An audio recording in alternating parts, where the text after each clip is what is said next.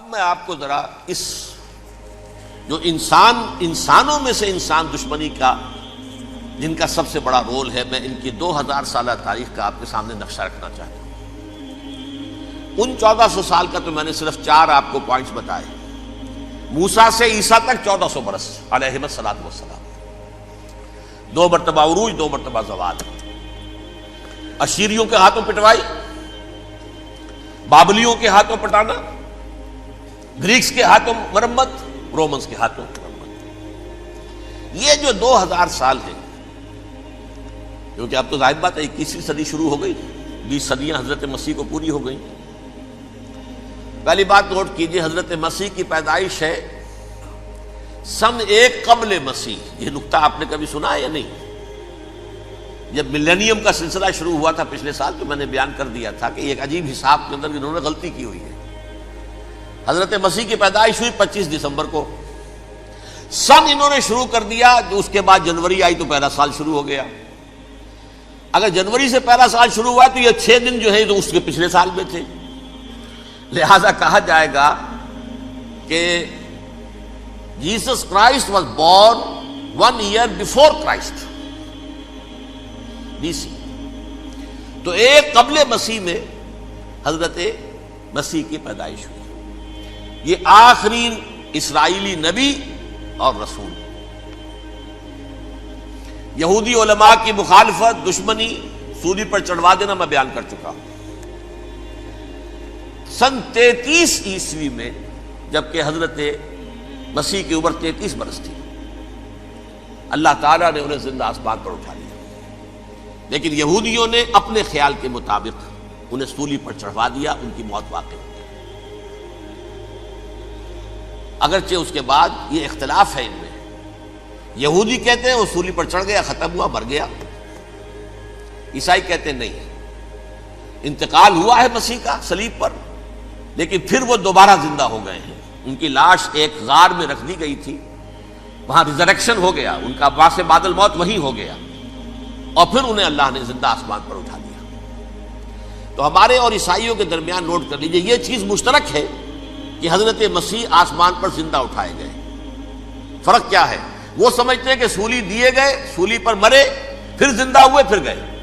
ہم سمجھتے ہیں کہ نہیں، وما صلبوہ وما قتلوہ، انہوں نے نہ صلیب دے سکے انہیں اور نہ انہیں قتل کر سکے، بل رفعہ اللہ الیہ، اللہ نے اٹھا لیا۔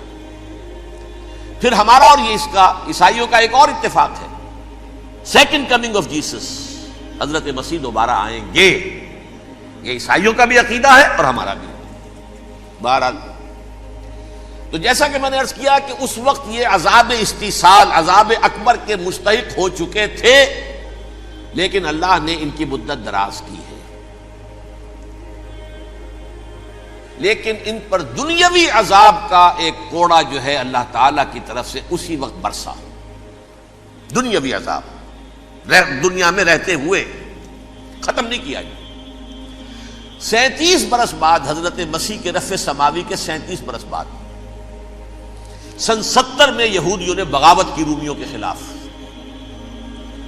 رومی ٹائٹس جنرل تھا ایک، اس نے پھر جو حملہ کیا ہے، 1,33,000 یہودی ایک دن میں قتل کیا یروشلم میں، اور ہیکل سلیمانی گرا دیا۔ وہ ہیکل پہلے بھی گرا تھا، پہلے 1400 سال کے دوران میں بھی نبوکڈنیزر نے گرایا تھا، لیکن پھر اس کے 150 سال بعد انہوں نے دوبارہ بنا لیا تھا، اس لیے وہ اسے سیکنڈ ٹیمپل کہتے ہیں۔ پہلا ٹیمپل جو حضرت سلیمان نے بنایا تھا، نبوکڈنیزر نے گرا دیا 587 قبل مسیح میں، پھر دوبارہ انہوں نے 150 سال کے بعد بنا لیا۔ وہ اس تاریخ کا حصہ ہے، میں نے جس کے بارے میں آپ کو تفصیل نہیں بتائی۔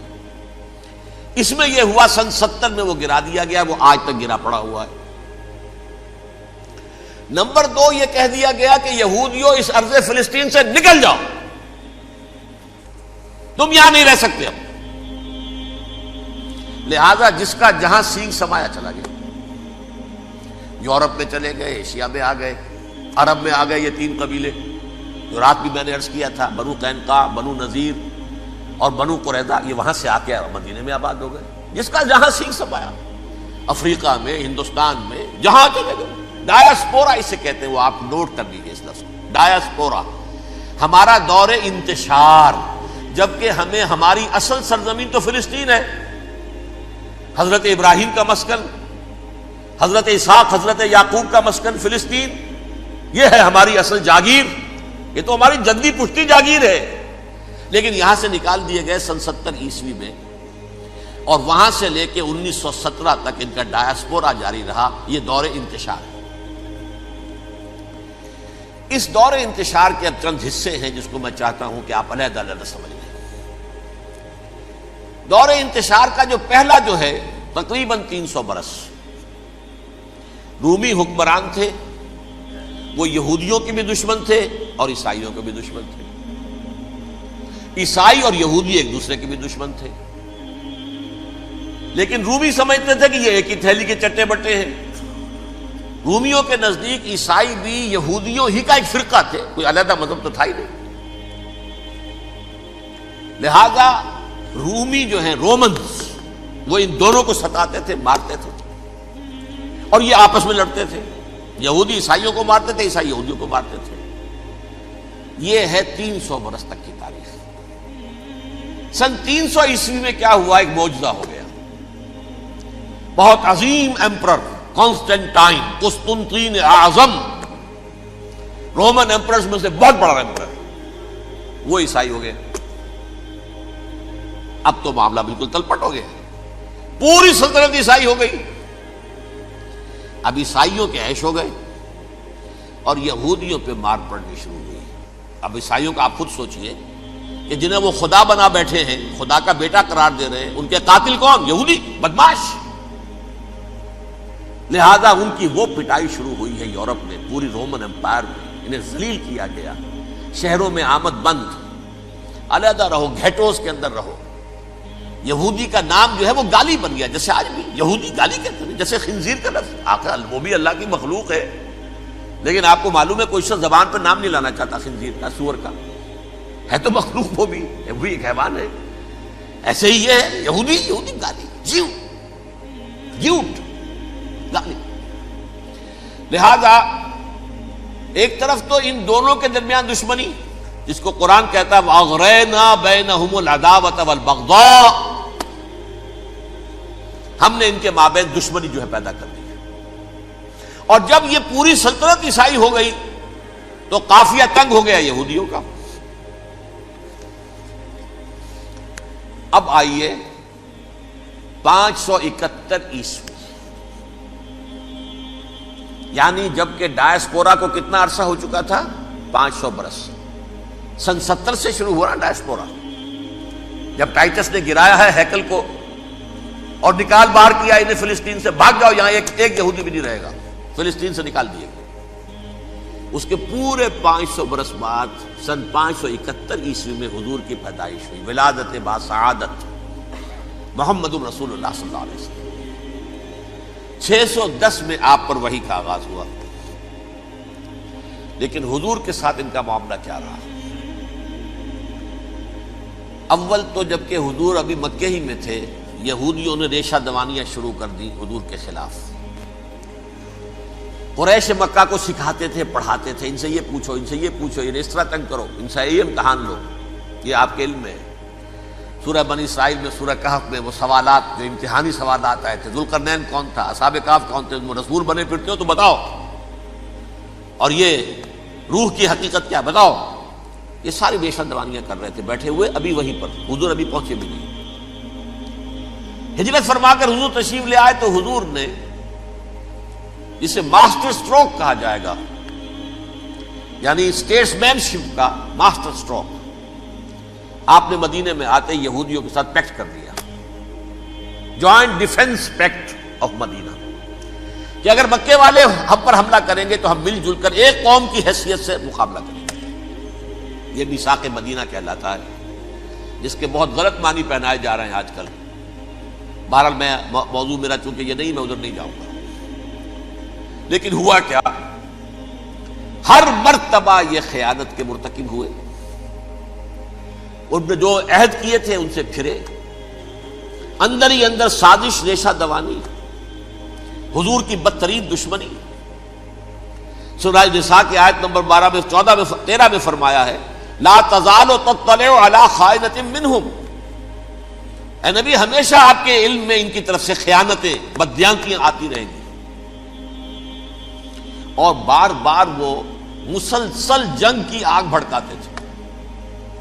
قریش کو دعوت دیتے، آؤ آؤ آؤ ہم اندر سے بغاوت کر دیں گے، تم آؤ تو صحیح، ختم کریں محمد کو اور اہل ایمان کو صلی اللہ علیہ وسلم ورضی اللہ تعالی عنہم اجمعین. لیکن پھر جب وہ آتے تھے تو یہ دبک جاتے تھے، ان میں ہمت نہیں تھی. میدان کے مرد نہیں رہے تھے کہ سورہ حشر میں ان کا نقشہ کھینچا گیا ہے. کھلے میدان میں مقابلے کی اس کے اندر صلاحیت ہی نہیں. یہ تو فصیلوں کے پیچھے سے، جیسے عورتیں کہیں دیہات میں لڑائی ہوتی ہے تو مرد جو ہے گلیوں میں لڑتے ہیں، عورتیں اوپر سے پتھر پھینکتی ہیں، بس وہ کام یہ کر سکتے تھے. من ورائے جدر، فصیلوں کے پیچھے سے، جنگ میں میدان میں نہیں آ سکتے. بہرحال قرآن مجید میں ہے یہ سورہ مائدہ کی آیت نمبر 64، کلما اوقدوا نارا للحرب اطفاها اللہ. اکثر و بیشتر مواقع پر تو یہ جب آگ بھڑکاتے تھے جنگ کی، اللہ اسے بجھا دیتا تھا. لیکن بہرحال اس کے باوجود جنگیں ہوئی، غزوہ بدر، غزوہ احد ہوئی کہ نہیں؟ یہ ساری اصل شرارت ہوئی. اور اس کے نتیجے میں حضور نے پھر ایک ایک کر کے 3 قبیلوں کو سزا دی.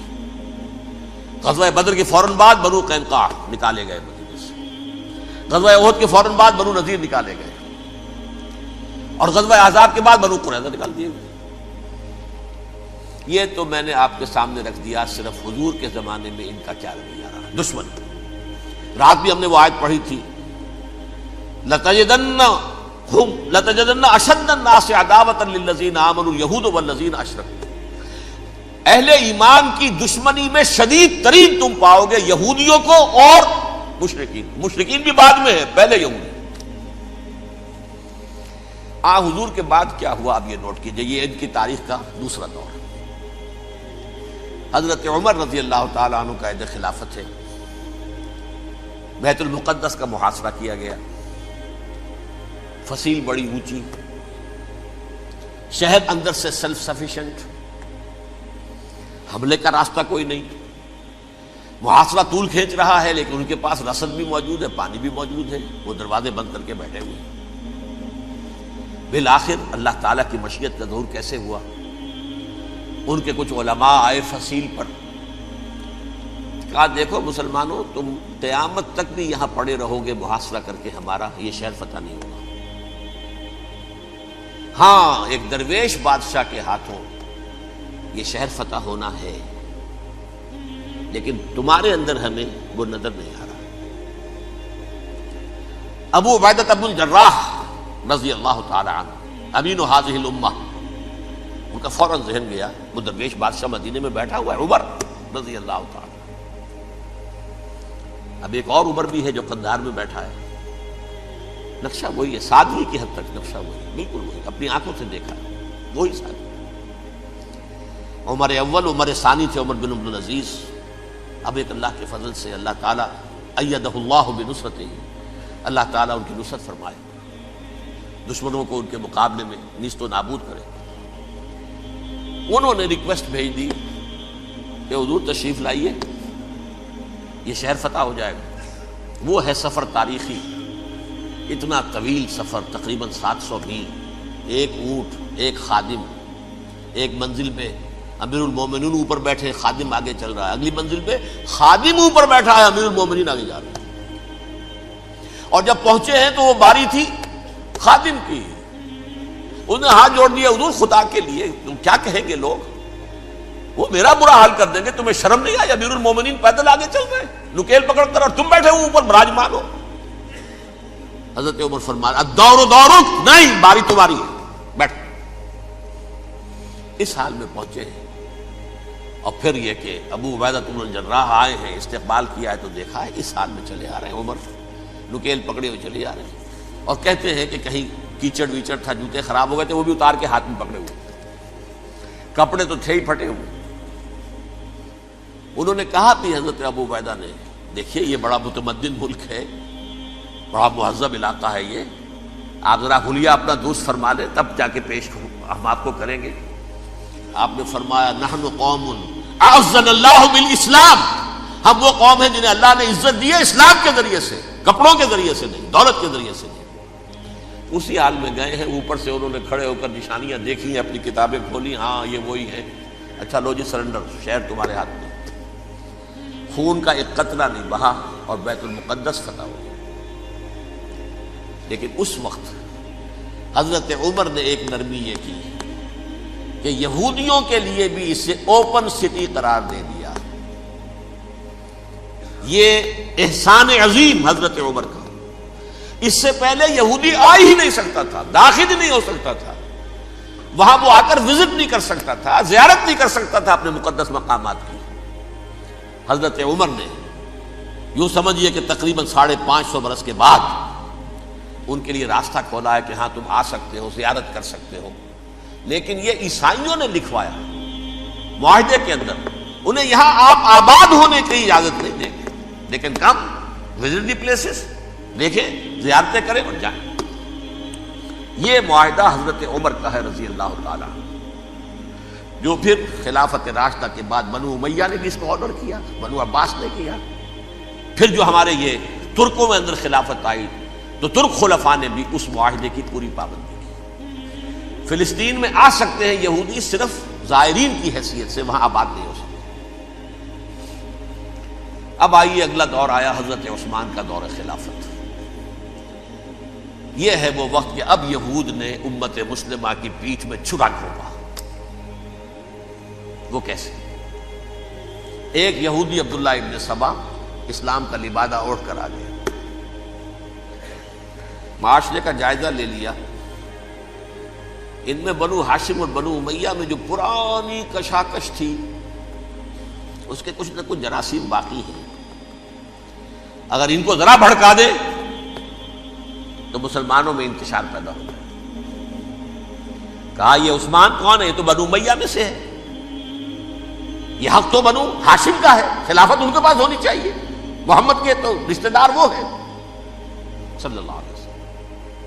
عوام الناس کے اندر بات پھیلنی شروع ہوئی، پھر ایک بڑی سازش کے انداز میں حضرت عثمان کے خلاف پروپیگنڈا، حضرت عثمان کے جو عاملین تھے، گورنر تھے، ان کے خلاف پروپیگنڈا، اور ایسی ہوشیاری کرتے تھے کہ کوفے میں کوفے کے حاکم کے خلاف کچھ نہیں کہنا، اجی مصر میں یہ ہو رہا ہے، اجی شام میں یہ ہو رہا ہے، اجی یہ جو عثمان ہے وہ یہ کر رہا ہے، یہ ظلم ہو رہا ہے، یہ لوٹ مار ہو رہی ہے، یہ خیانتیں ہو رہی ہیں۔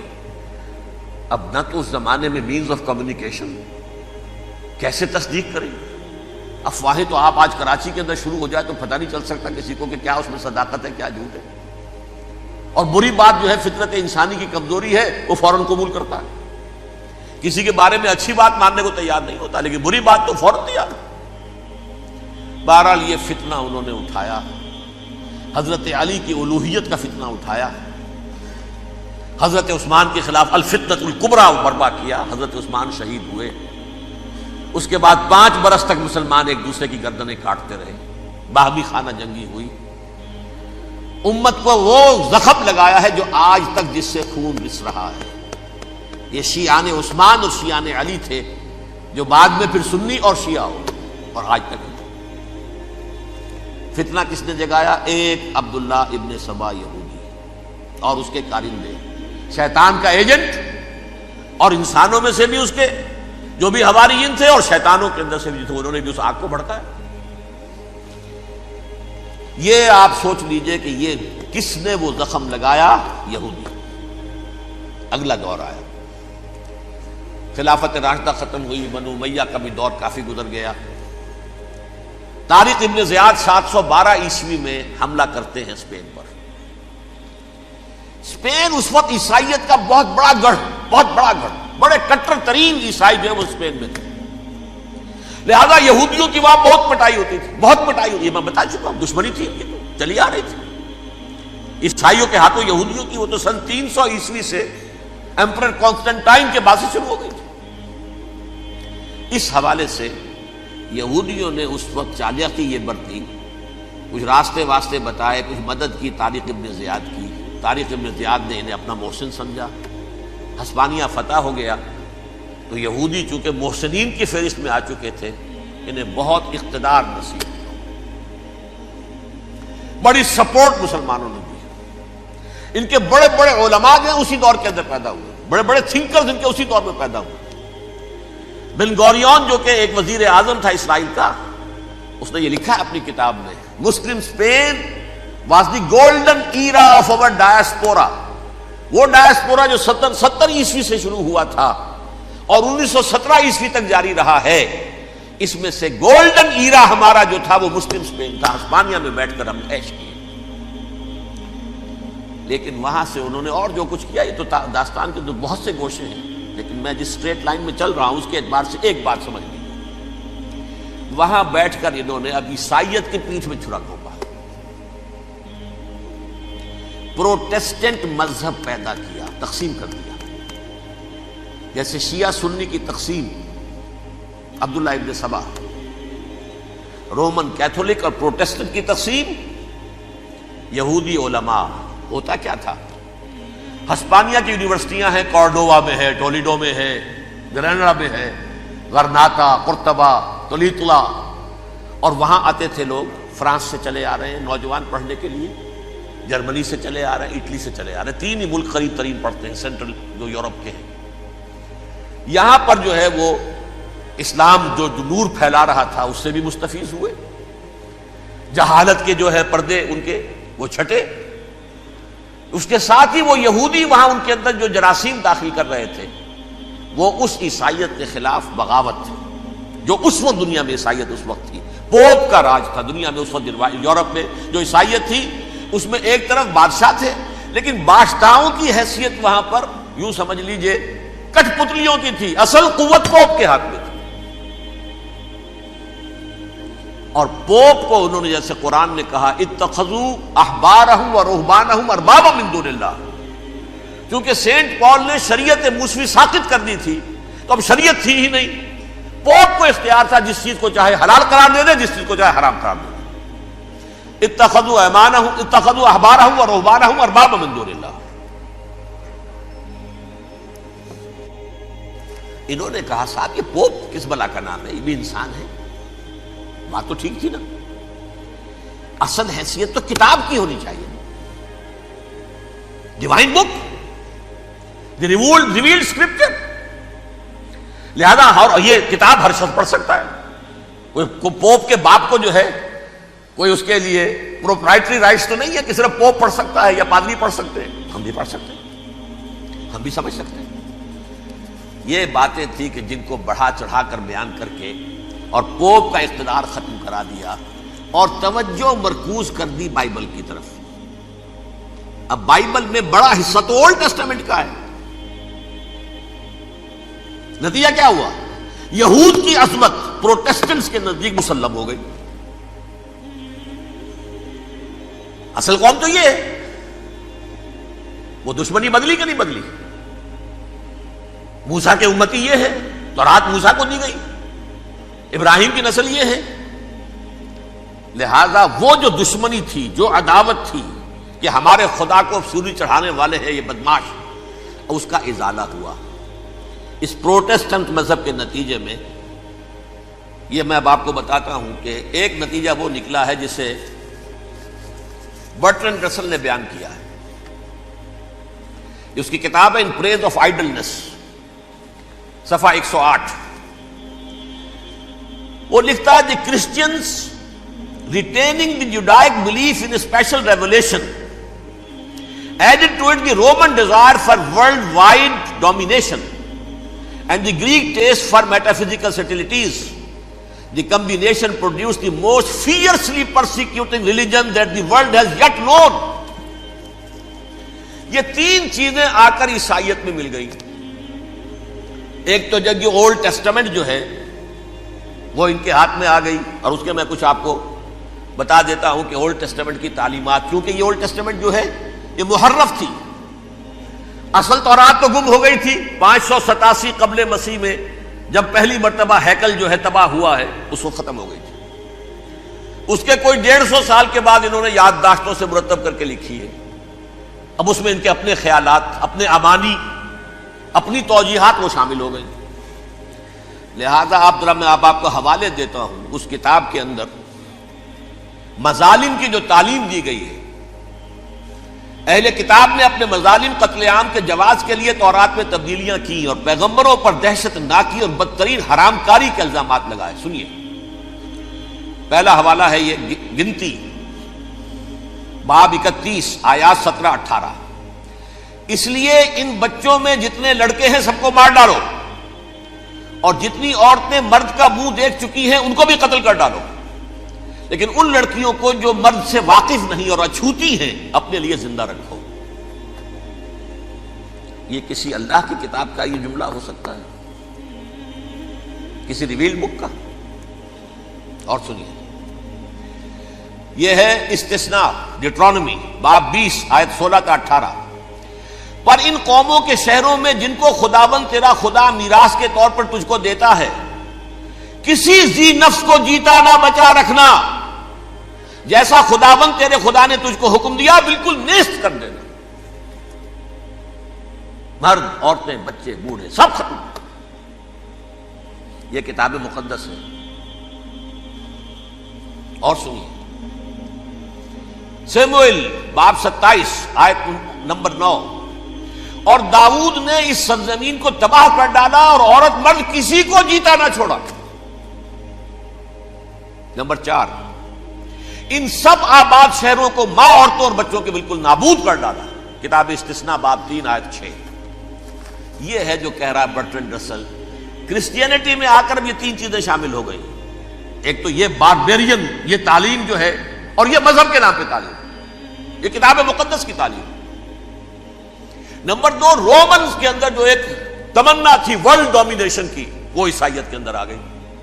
اس لیے کہ پوری رومن امپائر جو ہے عیسائی ہو گئی، تو اسے وراثت کے اندر ورلڈ ڈومینیشن کی جو ایک تمنا تھی وہ مل گئی. اور پھر یہ کہ انہوں نے جو توہمات تھے یونانیوں کے، ان کو بھی اپنے ہاں مختلف شکلوں کے اندر جمع کر لیا. ان تین چیزوں کا the combination produced the most fiercely persecuting religion that the world has yet known. اس کے نتیجے میں دنیا میں تاریخ انسانیت کے اندر جو بدترین خوخار ترین مذہب ہو سکتا ہے وہ شکل عیسائیت نے اختیار کی. اور اس کا مظہر عتم کیا تھا؟ نوٹ کیجیے، صلیبی جنگیں.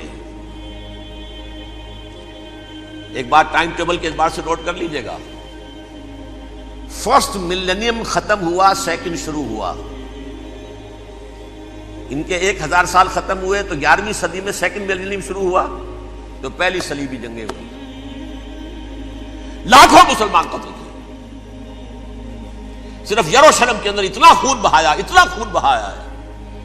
کہ خود ان کے ہسٹورینز لکھتے ہیں کہ جب ان صلیبیوں نے جب گھوڑوں کے ساتھ وہ چل رہے تھے گلیوں میں، تو ان کے گھوڑوں کے گھٹنوں تک خون کی ندی بہ رہی تھی. جہاں سے گزرے ختم کرتے چلے گئے، آبادیاں کی آبادیاں ختم کر. اگرچہ اس کروسیڈ میں گیہوں کے ساتھ گھن بھی پسا، یہودی بھی بہت مارے گئے. یہ فرانس سے، جرمنی سے جب یہ کروسیڈرز آ رہے تھے، 3000 میل کا سفر طے کر کے آئے تھے. سوچئے تو صحیح. اربن ثانی پوپ جو تھا، آگ لگا دی تھی اس نے پورے یورپ کے اندر. شرم سے ڈوب مرو، تمہارے مقدس علاقے مسلمانوں کے ہاتھ میں. انفیڈلز، یہ کافر، یہ مرتد، یہ ملحد. مسیح جہاں پیدا ہوا، مسیح کو جہاں سولی دی گئی، وہ کہاں ہے؟ ان کے ہاتھ میں. وہ آگ لگائی ہے. 3000 میل کا فاصلہ طے کر کے یہ لوگ قومیں آئی ہیں، اور جو تباہی مچائی ہے. تاریخ انسانی میں ایسی بربریت کی کوئی مثال. اور یہ ان کے اپنے ہسٹورینز لکھتے ہیں. شرم کے مارے ایسے محسوس ہوتا ہے جیسے ان کی گردنیں جھکی جا رہی ہیں.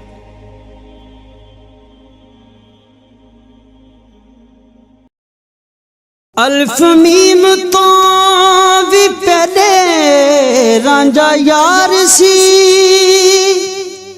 14 طبقہ تو دا انتظار سی،